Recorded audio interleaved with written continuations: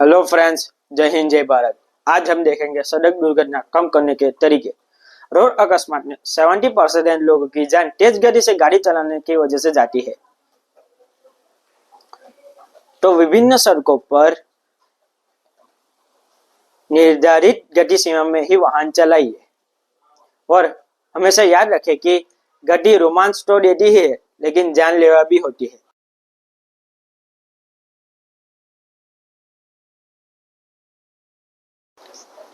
Helmet न पहनना, seat belt का उपयोग न करना, इस कारण सड़क दुर्घटना में 80% लोगों की जान सिर पर चोट लगने के कारण हुई है। और बाइसिकल, साइकिल जैसे वाहन चलाने से पहले हमें हेलमेट और सीट बेल्ट अवश्य उपयोग करना चाहिए, जिससे हमें अपनी सुरक्षा खुद ही करनी पड़ेगी।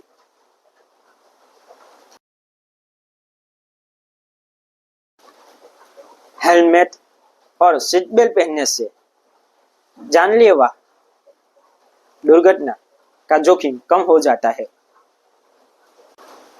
वाहन चलाते समय मोबाइल फोन का प्रयोग न करें और शराब पीकर वाहन न चलाएं, क्योंकि शराब आपको पी जाएगी। और रॉन्ग साइड पर वाहन न चलाइए। Thank you. जय हिंद जय भारत।